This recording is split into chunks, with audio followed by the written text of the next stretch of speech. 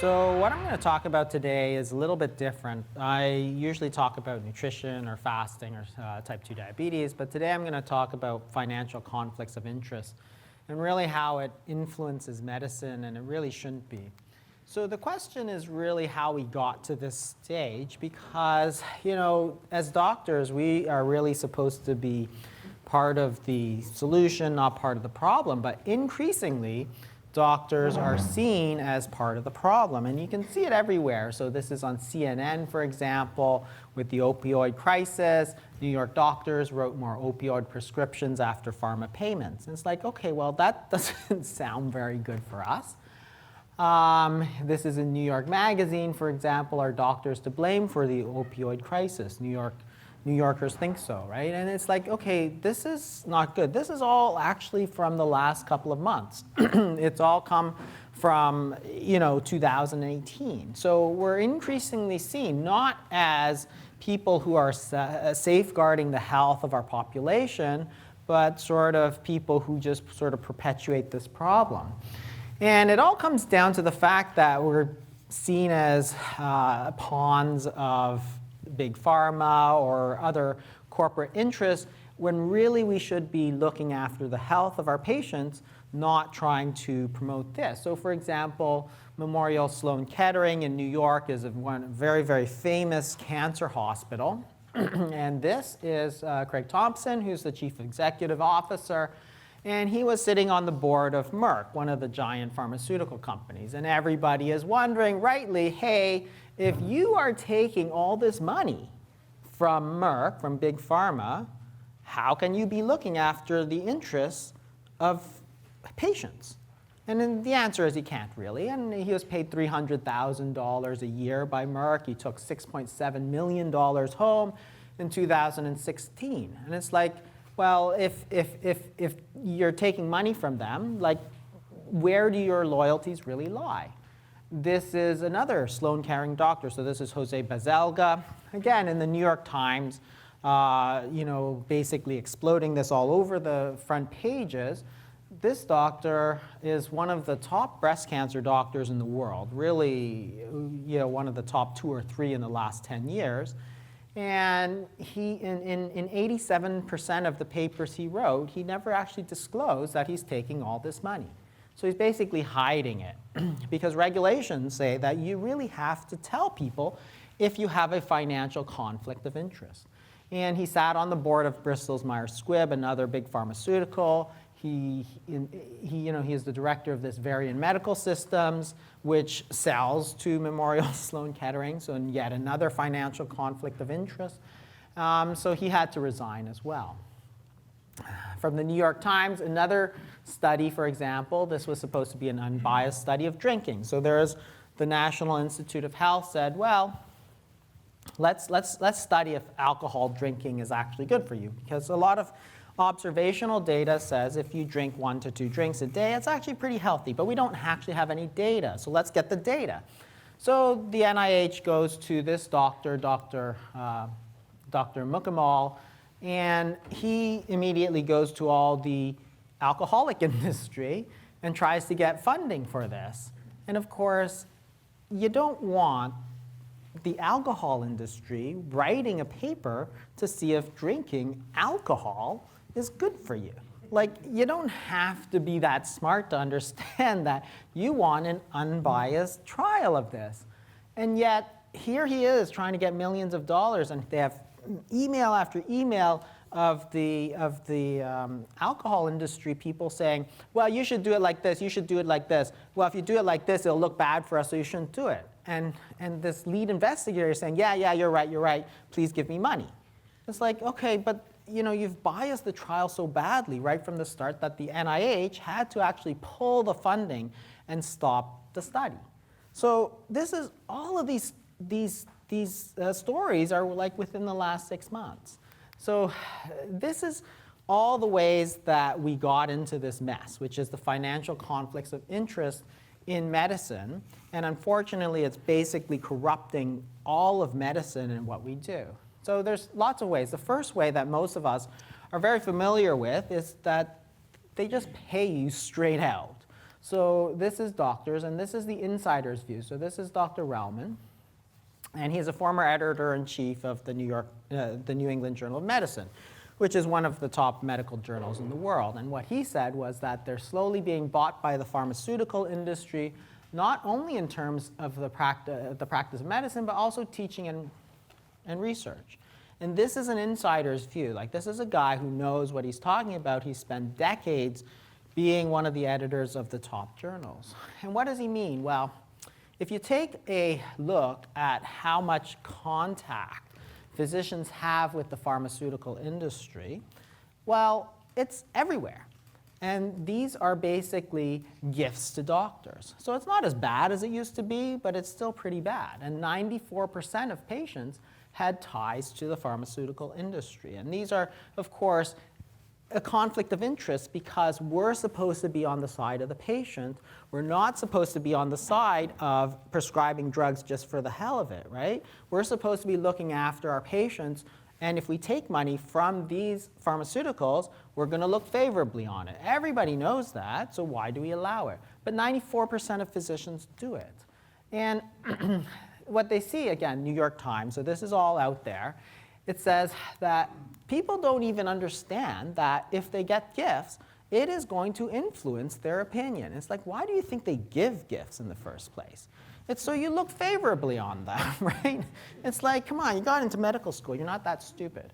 But 61% of medical students felt that gifts did not influence their own behavior, right? That is corruption. It's only a problem for somebody else, right? It doesn't influence them. They don't see that. They don't have the self-awareness to see that. Of course, if you take a big gift, if you take $300 million from Merck, you think Merck is great. And this is the thing. If you look at the published study, so this is in the Public Journal of Medicine, what you can see is that if you compare, sorry, this is a little small. So if you look at the blue bar here, those are the people the physicians that got gifts from pharmaceutical, and the red bar is the ones that didn't get any gifts. So what you can see in almost every case, and these are by specialties, so general surgery, urology, in almost every single case, doctors who got gifts from pharmaceuticals prescribed more pharmaceuticals. So the evidence is very clear, as if we needed it, that if pharmaceutical companies give gifts to doctors, they give more drugs because you feel good, and therefore you give more. But it's not in the interest of health. It was all just advertising. So this was a very interesting study here talking about pharmaceutical firms. And what they did was they sent a number of doctors to sort of a free conference in a sunny location, all expenses paid, symposium. So really stuff that happens like every single day. And then they asked them, they tracked their use of the drug. So you see in drug A, the use of that drug went up by 335%. In drug B, it went up by 225%. And then they asked them, hey, do you think that symposium had anything to do with your medical practice? Which it clearly did. 95% of doctors said, no, not a problem. Not a problem at all. Like, it doesn't influence me at all. This is what doctors think. This is what you see. You see your mentors doing it. You see your colleagues doing it. Hey, they sent Dr. XYZ to Phoenix in the winter. They went to like St. Lucia and all that. But hey, it's okay. They're doctors. They're above this thing, right? Corruption. Only a problem for somebody else. When the data is right in front of us, that it clearly influences their practice, and not in a good way, in a way that increases expenses for everybody else. The drug might or might not be good. And if you thought that the universities are free of it, it's like the worst place in the world. The universities are the most corrupted places in the world. You thought that people taught at prestigious institutions for the good of mankind. That might have been why they went there in the first place, but they stayed for the money. If you look at the number of articles and citations that researchers do, these guys out at the top, where they're writing 600 articles, 1,000 articles, these are the guys at Harvard, Yale, everywhere. Well, that's the amount of money on the y-axis there. That's the amount of money they get. So there's a clear correlation the more prestigious a doctor, the more money they're getting from the pharmaceutical, right? So it's like, okay, you think that this guy who teaches at Harvard University is giving you an impartial opinion. You shouldn't be talking to him. You should be talking to your family physician who is getting the, $10 pen, right? Not the $500,000, right? It just is a terrible system. But yet these people are the people that are in the newspaper. They're the ones that are teaching medical students. They're the ones who are teaching the dietitians, the pharmacists, everybody. These highly, highly corrupted people who don't even know it. 95% of them think they're really good people. But this is from the Mayo clinical proceedings. And again, you can see exactly the same thing. This is the number of speakers who went before the FDA to help promote a drug. And you see that this is the amount of money that they get. So there's like 182,000. There's an outlier, if you can't see this, one person who met outlier criteria with payments totaling $2.8 million. It's like these are the people who are arguing to the FDA that drugs should or should not be approved for certain indications. And almost every single one of them is taking hundreds of thousands of dollars. And this is in a system that we allow. This is in front of everybody. This is public knowledge. This is stuff that's out there, but nobody ever talks about. Why? Because you're not getting Harvard University to talk about it, because all their doctors are on the take. That's why we talk about it here, because this is the truth. So you have this situation now where all these doctors who are trying to point out the problem basically just try and get shut down. Like Malcolm Kendrick, like he's disappearing from the internet. They shut him down in terms of Wikipedia. This guy, Steve Nissen, for example, he says, well, if you're against statins, you're like an anti-vaxxer. That's what he says, right? And it's like, well, he's also the guy who's taking all the money from Amgen and Pfizer and everything, right? So it's not an unbiased opinion. And then you get like crazy, crazy stuff, like talking about the statins, that, oh, everybody should be getting it. They should be putting it in the drinking water. Everybody over the age of 50 should be getting it. It's like, where are these opinions coming from? Because if you look at the actual science, which Malcolm does, it's not there. There's nothing to support that sort of use to put these drugs into the mouths of millions of patients. Yet, as a family physician, as a medical student, you get taught by these people, then they write guidelines that you're almost forced to follow, because otherwise you're not following standard of practice. So you're almost forced to give these because they wrote that guideline. So what happens when you stop statins? Well, in France, there was actually a sort of natural experiment where this happened. So there was a controversy in 2012, 2013. There was some big controversy. The discontinuations increased by 50%.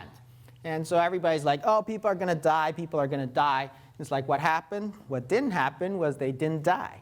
So if you look at mortality, 558 in 2012 and 556 in 2013. Cardiovascular deaths, 32.2 in 2012, 31.6 in 2013. So it's like, here's all these big, people who are raising all this ruckus. Oh, if you talk about statins, people are going to die. People are going to get a heart attack. They don't die. They don't get heart attacks. You're just trying to give it to the right people. And this is the problem, is that there are a population of people who take these drugs who should. But that's a relatively small amount. Then it's like, oh, but you don't make money by selling a small amount of drug. You make money by selling a large amount of drug. So you want to push it out into the general population so that everybody over 50 is taking this stuff. But it's not that useful. And this is what it showed. And then you got crazy, crazy, stupid stuff, right? So this guy, John Sievenpiper at the University of Toronto, so he says that, well, fructose, like sugar, like, first of all, like everybody knows that sugar is not really a health food. And this is what he says, that where fructose was once endorsed and later renounced, it is now in a position to be endorsed again. So fructose, it's a health food. It's like, okay, that's crazy. And he says there's a need to clarify the benefits. Okay, forget cutting down on sugar. He's saying, we should be doing studies on how it's really good to eat more sugar. It's like, okay, how does that even work? It's like, how can you be a professor at a university and think these crazy, stupid thoughts? Well, like, here's his conflicts of interest. Coca-Cola, Coca-Cola, Coca-Cola, Coca-Cola, Coca-Cola, the Coca-Cola Advisory Board, and Coca-Cola. Okay, well, now I see why you think Coca-Cola is a health food, right? Put it next to the kombucha. The whole problem is that they have no insight into the fact that their opinions have been corrupted. They think that these are, hey, this nice lady from Coca-Cola is giving me all this money, and therefore this must be my opinion, this must be what's right. And then so this is what happens. It winds up in one of our national newspapers. Oh, hey, they get hundreds of thousands of dollars from soft drink makers. And this is at the university. He's a professor at the University of Toronto. That's where I'm from. So if you look at the financial conflicts of interest specifically for sugar, what's really interesting is that in the Annals of Internal Medicine, so another very highly regarded journal, they looked at the reporting bias between sugar-sweetened beverages and weight gain. So here's all the studies. These are the number of trials. So if you have no association on the left, there's about 26 trials that showed that there's no association between drinking sugary beverages and getting fat. And on the right-hand side, positive association, there's about 32, 33 that says there is an association. If you drink more sugary beverages, you gain more weight. So it's about even, you'd say. So if you just look at the data and you say, okay, well, it's about like, say, 34 to 26. It's not a slam dunk. It's not like every single study shows that drinking sugar makes you fat. Well, let's break it down. This is what the study did. Let's break it down to who sponsored the study. And this is what you show. Like 83.3% of the studies that showed no association, surprise, were sugar funded, like that guy, Stephen Piper. And when you actually have this in the red, which is not sugar funded, almost every study shows that, yes, drinking sugary beverages actually makes you gain weight, which is sort of like it's not that difficult to understand because we all knew this. Your grandmother knew it. Your great-grandmother knew it. If you eat a lot of sweets, if you eat a lot of candy, you eat a lot of sugar, you're going to gain weight. But this is the problem. They can simply pay researchers to do studies that show that, hey, it's not that bad, and then say, look, it's not that obvious. Like, there's studies that show it doesn't make you gain weight. There's lots of studies. There's like 26 studies that show that it does not make you gain weight. Of course, almost all of them are funded by the sugar industry. So this is the problem, is that if you have evidence-based medicine, but the evidence base upon which you base your facts is so corrupted, then you have to throw the whole thing out. So there's lots of different ways that the pharmaceuticals actually corrupt medicine. So there's the gifts, of course. There's the advisory board membership, which is, most of us know this. They invite you out, and they say, we're going to get your advice. But they actually have no interest in what you're talking about. They just want to sit you down and show you an ad for an hour and then give you like $1,000. That's all that happens, right? So there's honoraria for attending meetings. So we'll send you to the American Board of Cardiology meeting at so-and-so, right? And it's several $1,000s of airfare and hotel and so on. You have speaking fees for these talks, all those dinner talks that everybody gets invited to. So those are interesting because when you actually talk to pharmaceutical representatives, they actually have nothing about education. They just want to pay that doctor $1,000, $2,000 so that they'll look favorably upon their things. There's consulting fees, travel expenses, and then participating in clinical trials. So that's at the level of the doctor. There's a lot of problems. But it actually goes much, much, much beyond just paying the doctors, not just the regular doctors who are caught in this, but also all the academic doctors. But the journals themselves are very biased as well. So this is, again, the insider's view. So Richard Horton in 2015 made a comment. in the Lancet, so again, one of the most prestigious medical journals in the world, that said the case against science is straightforward. Much of the scientific literature, and he's talking about health, perhaps half, may simply be untrue. It's like, wow, this is a guy who spent his career looking at the science, and he thinks it's crap. That's very interesting because that tells you a lot about what we should do. So this is more ways that they influence the practice of medicine, and that's industry payments to editors. So remember, the editor of journals have a lot of power. Okay? So they decide what gets published, what doesn't get published. If you write something like, statins are bad, they can decide not to publish it. So they actually, form the conversation. They direct the conversation. So they should be impartial, because that's what we all as physicians rely upon. Well, here's, so this in the BMJ 2017, looked at very, very influential journals and how much money editors are being paid by this. So look at the Journal of the American College of Cardiology. On average, each editor is getting $475,000 in that year. That's crazy. With 35 editors, that's about $15 million. Every year, almost $500,000 going straight into that doctor's pocket. And it's like, I wonder why they're all pushing drugs and devices. It's like, if I'm getting $500,000, I'd be like sort of slightly partial too. And then there's all this research, right? So on average, JAMA, for example, $84,000 per editor per year. $84,000. And we all know that if you get research money, it goes a lot of different ways, but a lot of it goes to, paying for that conference in Hawaii, because it's like, yeah, there's this conference on this and this and this, and it happens to be held in Hawaii. Like, you could learn the same thing in your underwear in front of your computer, It's like, you don't have to go to Hawaii for that. But of course, research dollars can do that. So then you go to Hawaii. And it's like, no wonder that Jack loves devices. Like, it pays this private school bills, right? Mo money, baby. That's what I say. So for the practice physician, it's like, no pen for you. Right? But for the journal editor, here's a couple $100,000, right? So here's the crazy part, right? So you go to a conference these days, you can't even get a pen. That's the rules, okay? So I go to the American Society of Nephrology, and about 5 or 8 years ago, they said, you can't give out any free stuff, not even a pen. Okay, and it's like, I think that's pretty reasonable. So you used to go around, you used to collect a bunch of like drug stuff, right? That's the way it used to be, and now it's all gone. So that's good. But it's because we know that that's corrupting. So that's gone, but we don't talk about what about the journal editors, who's far more influential than one physician. You can't even get a pen without us thinking that you're going to be biased, but we allow journal editors to get $500,000 per year. That's crazy.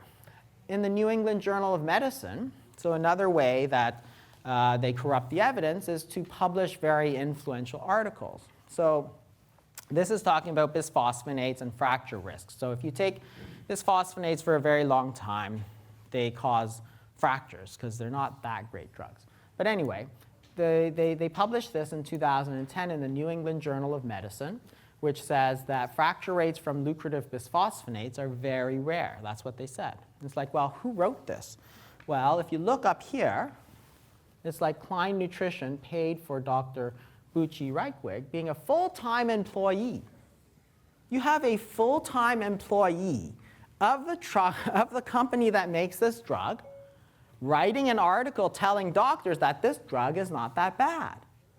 Really, you don't see any conflict of interest in it? And it's like, well, the journal is obviously making a lot of money from this, but practicing physicians are going to rely on review articles in the New England Journal of Medicine, not realizing that they're actually written by the company. It's like, that's insane. Like, it's a total conflict of interest. This other one, Dr. Centora and DePape being full-time employees and having equity interests in Merck. It's like, you think they might have an interest in Merck being able to sell more drugs, even if it's harmful? Like, what we're talking about is these are drugs that can be harmful. And they're downplaying the risk, but they're employees of that. Like, how is it that the New England Journal of Medicine, our top journal, actually allows that? It's so biased. There's other ways they do that. So there's reprint income. So if you ever go to your drug rep, they buy stacks of these reprints, and they hand them out to family physicians and other physicians. And it's not a small part of the money they make, because if you look at reprint income, the Lancet gets 41% of its income from selling reprints to drug companies. So drug companies will buy reprints of articles that are favorable and start handing them out like candy. So the Lancet gets 41%, the American Medical Association gets 53% of their income from reprints. So it's like if they print a good article, they can turn it into a blockbuster, which is great for the journal. Their impact factor goes up. And they get a lot of money as that Merck or whatever buys tons and tons of these reprints, right? So who needs journalistic ethics when there's a Mercedes in the driveway, right? That's the whole point. This is not good medicine.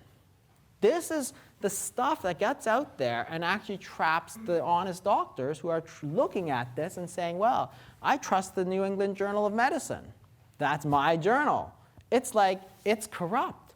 That's what the insiders have said. The whole thing is a pile of crap. So you can look again at the association between the industry affiliation with rosiglitazone. So here's yet another example. If you look at rosiglitazone, so this is Avandia, so it's a drug that was causing heart attacks, eventually got pulled, right? When they looked at the authors who had conflicts of interest, they were 3 to 4 times more likely to have a favorable risk of the risk of heart attacks. So if you have so-called experts who have taken money from the drug company, they look much more favorably and downplay the risks of heart attack, even though it wound up being shown that this was actually a real risk, right? But these doctors, these researchers, actually don't know anything about that. So that's biased journals. Then you have selective publication. So journals publish articles, and you assume that that's the evidence base upon which we evaluate whether medicines are good or not. So here's the insider's view. So Marcia Angell said it is simply no longer possible to believe much of the clinical research that is published, or to rely on the judgment of trusted physicians or authoritative medical guidelines. And again, this is the former editor of the New England Journal of Medicine. So this is an insider who spent decades working at evidence-based medicine, saying that evidence-based medicine is actually so corrupt as to be useless or harmful. This is basically what she's saying, and she reached this conclusion only after several decades of being in it. So this was a study done in the New England Journal of Medicine looking at selective publication. So when you do studies, you send them out to the journal to get published.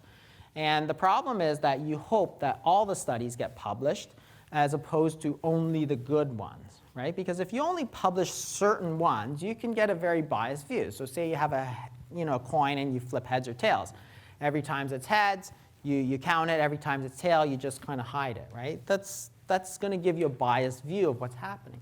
Well, this is what they did in this study, is that they took 74 FDA-registered studies, of which 31% were never published, and the FDA sort of reevaluated all these studies and decided, did it support the use of antidepressants or did it not support the use of antidepressants? And this is what they found, was that if you look at the journals the way they were published, so there's almost 50 articles published on various antidepressants. So you can see that almost all the studies that were published were positive. So if you were a doctor, you'd say, wow, it is overwhelmingly positive. Like, there is clear evidence from this evidence-based medicine that antidepressants are good medications. When the FDA went back and said, let's look at all the publications, let's look at the way they were published, and we're going to make our own determination if they're good or bad, this is actually what the FDA found of the exact same trials. it's like 50-50. They don't really work. There's an equal number of studies that show that the antidepressants don't work as to show it works. But if you're looking at the journal version of it, you'd say, as an evidence-based medicine practitioner, I think this stuff really works. But in fact, it's actually a toss-up. And it's because of selective publication. So yet another way that they bias it in favor of it. So you can look at neurodegenerative diseases, for example, so discontinuation and non-publication. Well, 12% of trials were discontinued. And if you look at if they're sponsored by industry versus university sponsored, what you see is that there's 5 times more likely to be unpublished if it was from the industry. And it's like, of course. If the industry, if Big Pharma does a study that shows that its drug is no good, it has the option of not publishing it. Why? Because it paid for it. So it simply gets rid of it. And that's how you wind up in this mess where you think that there's something very, very beneficial when it's actually not beneficial in the least. And it was because people are playing games. So this is another way that people do it. So if you look at, and this was published in the British Medical Journal, if you look at selective reporting from studies, the yellow boxes here are the pooled publications. And what you see is that, sorry, I can't really do this, but in the yellow box, what you see is that you can have one study of which they publish multiple studies. So one positive study, and they'll publish multiple publications from it. And then when they're not good, so if you look at the red bars, it says this orange circle is submitted study, primary result is significant, so a good study, and the blue circle is not significant. And then the green diamond is whether it was published or not. So if you look on the bottom, what you can see is for that drug, 4 of the orange circles got published, but only 1 of the blue ones are. The 3 other blue ones, which were negative studies, simply disappeared from the evidence. So if you were to look at that drug, for example, you'd say, wow, 4 out of 5 published trials say it's good. But there are actually 8 trials, 4 positive and 4 negative. And if you look at drug 5, for example, there's 5 studies done, out of which only 2 got published, the 2 positive ones. It's like, this is how we get into the mess, because you don't have to publish everything. So there's multiple publications, there's selective publications, and then selective reporting, because you can report trials that are positive that really aren't. So this is in 2008. If you track the trials, for example, you can see that, for example, in 2008, you had 92 studies that were completed by Sanofi. This is just one example, of which they only published 14. It's like, what do you think those ones they didn't publish were? Well, clearly, you only publish the stuff that's good for you, right? It's just like your kids. You say, oh, my kid got 96. That's what you tell your friends. You don't tell your friends, oh, yeah, my kid failed, like, math 3 times, right? The same thing. It's selective publication. They come out 92 times. They're like, oh, hey, yeah, my drug is so great. My kid is so great. Yeah, it's like, yeah, why is he held back 2 years, It's like, come on. But this is what we accept. We accept this of drug companies. It's like, but the problem is that people die because there are side effects to this, right? And we allow it. The fact is that we allow this to happen. So this is a very interesting trial where they looked at positive trials versus negative trials by year. So before year 2000, what you see is that a lot of trials were positive. 57% of trials were positive. After year 2000, only 8% were. And what was the difference? That was the year that everybody had to register what their endpoints were. So that means there is no more cheating, because what used to happen before 2000 is that you'd finish a trial and say your outcome was heart attacks. But you look at the data and it says, oh, the heart attack data is negative. So let's make it heart attacks and strokes and hospitalization. Does that work? And it's like, no? OK, well, let's add stubbing your toe. It's like, does that work? And it's like, yes, it works. OK, let's publish it. But you never meant to analyze all that stuff together. You just changed the goalposts. So before 2000, it was pretty easy to change the goalposts. And so every trial was positive, positive, positive. After 2000, all of a sudden, nothing works anymore. It's like 92% of trials were negative because the only thing you made them do was declare ahead of time what it is you're going to measure, right? So this is all about changing the goalposts. That's what used to happen. So every trial before year 2000 was more or less garbage. And that's what we base it on. This is what we base evidence-based medicine on. And this is a problem. Then you have crooked guidelines. So we know all about crooked physicians, and they don't think they're crooked, right? They think they're good people. But they take a lot of money from pharmaceuticals. But then they write guidelines which are obviously biased. So if you look at this, you can compare two guidelines, one with conflicts of interest and one with no conflicts of interest. So there are guidelines on how to write guidelines, for example. So there are red flags. So these are listed on the side. If your sponsor is a conflicted professional organization, that's a red flag. Industry sponsorship, multiple panelists are conflicted. They're all red flags, right? So certain ones will have a lot. So if you look at this single test for PSA, you can look. So on the left-hand side, you have the U.S. Preventative Services Task Force looking at PSA, saying is PSA a good test or a bad test? And you see that they actually pass all those red flags. So their guidelines committee is set up properly. There's nobody who's conflicted. The sponsor, the U.S. Preventive Health, they don't take industry money and all this sort of stuff. And basically what they say is that PSA is useless. Recommends against PSA screening. Okay, it's useless.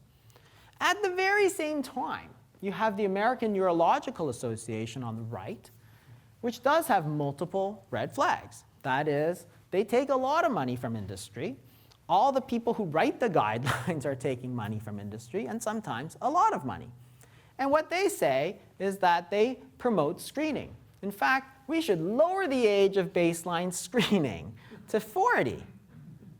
It's like, oh my God, you're saying PSA saves lives, and the difference between the two, because they're looking at the same exact studies, is that one has conflicts of interest and the other does not. And this is not just for PSA, so here's antidepressants. So again, on the left-hand side, no conflicts of interest. You have the depression from Kaiser Permanente and the NICE guidelines. So you can see that there's really no red flags in the way they set up their committee to write the guidelines, and they say antidepressants are largely useless. So Kaiser Permanente recommends against it for mild to moderate, and the NICE actually explicit statement against prescribing, as in do not prescribe. They're useless or harmful. And the American Psychiatric Association, at the very same time, and you can see that they have a number of red flags. That's the only flag they have, right? It's all of it. They're taking a lot of money. There's a lot of sponsorship. Everybody is taking money. It's like, yes, we recommend antidepressants for the initial treatment of mild to moderate depression, or these drugs should be distributed like Halloween candy. These are the exact same trials they're looking at. It's the exact same data. The difference is how you make up the guidelines. And yet, when you have guidelines that start to come out, it's very difficult because then as a practicing physician, if you don't prescribe these things, you could get nicked on not following the standard of practice. But the standard of practice is set by a number of physicians who have a large amount of conflicts of interest, right? And the stuff is like just so obvious, right? The Archives of Internal Medicine said failure of clinical practice guidelines, because these clinical practice guidelines, how to set up a committee to write guidelines, they've been around a long time, 2 more decades of little, if any, progress. And what they're saying is that if you look at the guidelines, since they initially published 20 years ago, and this is now 26 years ago, how to set up guidelines, they say, well, 71% of committee chairs had conflicts of interest. And 91% of co-chairs had conflicts of interest. In fact, that means the people who lead these guideline committee, they're on the take, right? And that's the big problem. So we haven't made any progress even though this issue was raised 26 years ago. So this is all the ways, this is the current state of evidence-based medicine, right? And this is why the insiders say evidence-based medicine, the way we have it with the financial conflicts of interest, is largely useless or harmful because you have all of these problems. Selective publications, you have rigged outcomes. Remember, you're just moving the goalposts, right? So if you don't declare ahead of time, you have advertorials, that is the people who work for the company, who write an editorial for the New England Journal of Medicine. You have reprint revenue, which is making a substantial contribution to the viability of that journal. Journal editors are on the take, there's publication bias, and then financial conflicts of interest like everywhere. And it's like, this is what we accept as our gold standard of how we should be treating patients. And you wonder why the public thinks that doctors are all crooked. It's like, unfortunately, they're probably right. That's the big problem. You have a bunch of corrupted journals, you have a bunch of corrupted physicians and researchers, and then the guy at the end of the line, the medical student, is coming in and being taught that how they should take all this evidence-based medicine, make sure everything is evidence-based, evidence-based, evidence-based, but the base upon which you base it is corrupted. So this is the way it works, right? And unfortunately, this is true. So you have pharmaceutical companies who give, through glyphs, flattery and stuff, they target the doctors, the universities, the professors, because they're giving them sort of like 10 times or 15 times more than the individual doctors, which develop a favorable bias towards this drug of choice, which means more drugs are prescribed, which means more money for the pharmaceuticals, from which they can then pay the doctors again. And you see, this is the problem, is that people are catching on. They clearly see, and if you take the opioid crisis, this is exactly what happened. So the opioid company, Purdue, gave a lot of money to the doctors to say that, hey, if you are in pain, you can't get addicted. It's like, that actually wasn't true at all, but that's what I was taught in medical school. If you're in pain, you can't be addicted. And it's like, okay, we all learned that. A whole generation of doctors learned that, and it was not true at all. It was all just money going to the medical school. That's what was funding this message that was coming down to the medical student, which means we gave a lot of opioids, and then people died. A lot of people died. And now, in the newspaper, it's like, yeah, it's all the doctor's fault. It's like, yeah, because the doctors were the ones prescribing it. But we allowed that to happen, right? And unfortunately, everybody's sort of riding the gravy train, right? Everybody's on the take from all this.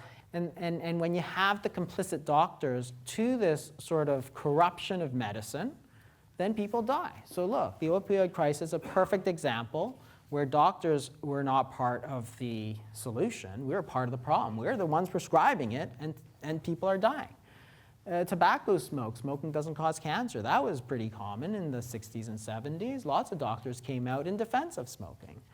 Nutrition, obesity, type 2 diabetes. Sugar is a health food. Like, despite all the evidence, you have physicians who are coming out, like, you know, in the newspaper writing articles about how fructose should really be considered healthy for you. It's like, why? Because of the corruption in the system. And this is what I showed before. So this is how it works for doctors, right? So doctors are on the take everywhere throughout medicine. And it's okay. But would we accept it if it was a police officer?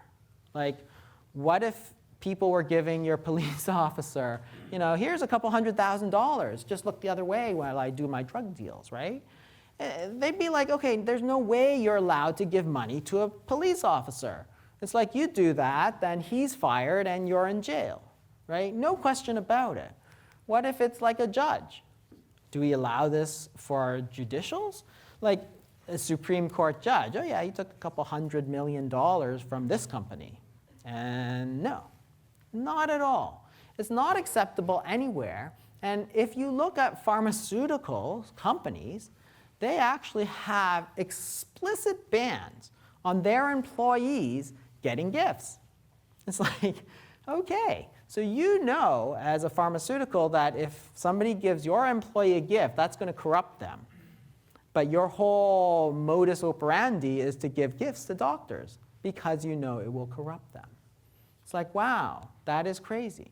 And then everybody thinks I'm super anti-pharma. It's like, I'm not. A pharmaceutical company, a big pharmaceutical company, should be doing that. Its whole purpose is to sell drug.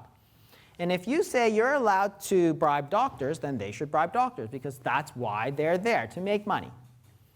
The problem is that the doctors are doing a really lousy job policing themselves and saying we can't be taking money because our job is not to make ourselves rich. Our job is to protect the health of our population.